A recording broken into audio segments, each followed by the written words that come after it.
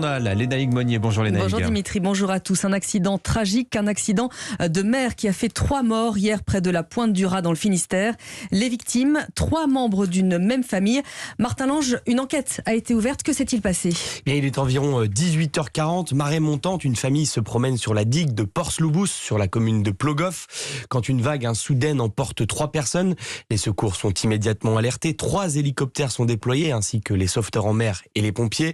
Moins d'une heure plus tard, 2 corps sont repêchés sans vie. Les 2 parents, âgés de 55 et 33 ans. C'est dans la soirée que le 3e corps a été récupéré. Il s'agit d'un enfant de 12 ans. Ces 3 frères et sœurs qui ne sont pas montés sur la digue sont eux sains et saufs. Mais ils sont évidemment choqués. Ils ont été pris en charge par les services médicaux et psychologiques. Selon la préfecture, il n'y a pas d'explication à ce drame. Il y avait certes de la houle, mais la météo n'était pas exceptionnelle. Le maire de Plogoff, lui, tire la sonnette d'alarme. La saison n'a pas encore commencé et il y a déjà des victimes. C'est vrai qu'avec le beau temps, les baigneurs affluent sur le littoral. Pas toujours conscients des risques. Mardi déjà, 2 personnes se sont noyées en Gironde. Merci à Martin Lange pour ces précisions. Et justement, soyez prudents, même si c'est tentant. La préfecture de Gironde, elle, déconseille formellement de se baigner sur les plages du département. Les sauveteurs ne sont pas déployés partout à cette époque. L'actualité de la nuit nous emmène ce matin aux États-Unis. L'Oklahoma durcit sa loi contre l'avortement. Il était déjà interdit dès 6 semaines de grossesse, mais depuis cette nuit, une loi le bannit totalement. Alexis Guilleux, bonjour. Vous êtes le correspondant d'Europe 1 aux États-Unis. Il ne manque plus que la signature du gouverneur pour que l'Oklahoma devienne l'État le plus dur du pays en matière d'IVG.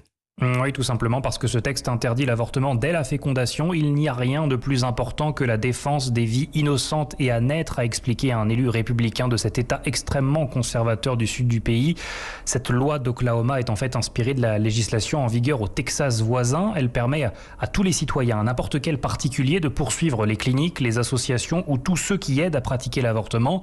Ce texte devrait sans surprise être promulgué par le gouverneur Kevin Stitt, qui a déjà dit vouloir être à la tête de l'État le plus pro-vie du pays.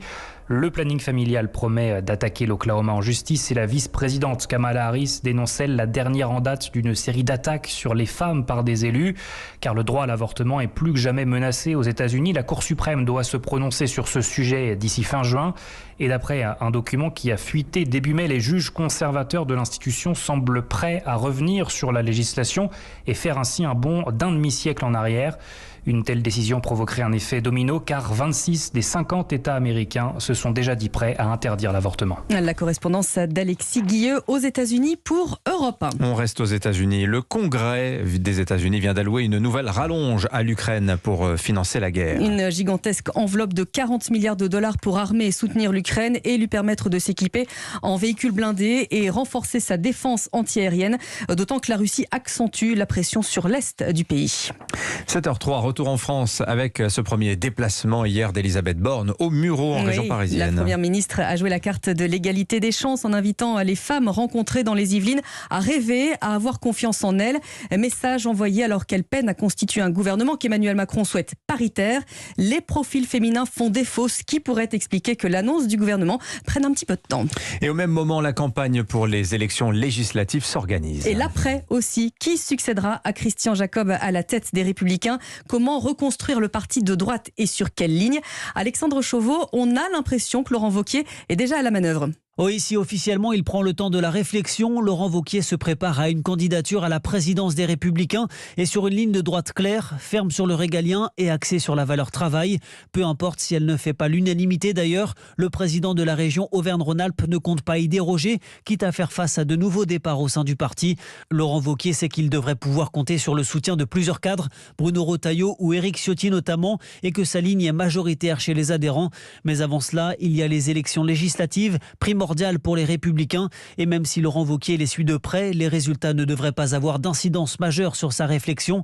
En clair, il pourrait aussi bien être candidat en cas de bon score pour la droite, entre 50 et 80 députés par exemple, comme en cas de nouveau gros revers pour LR à l'Assemblée. Si le parti finit vraiment par terre, ça peut même le pousser à y aller, précise son entourage. En attendant, Laurent Wauquiez observe l'évolution du paysage politique. Il patiente et choisira son moment, affirment ses proches, pour qui la présidence du parti doit servir de tremplin à à une candidature à la présidentielle de 2027. Alexandre Chauveau du service politique d'Europe 1. Voilà, selon Jacques Serret du service politique d'Europe 1, la composition du gouvernement sera annoncée ce vendredi après-midi. On vous en parle évidemment dans les prochaines éditions. Alors peut-être comptez-vous ce week-end prolongé qui démarre aller à Cabourg.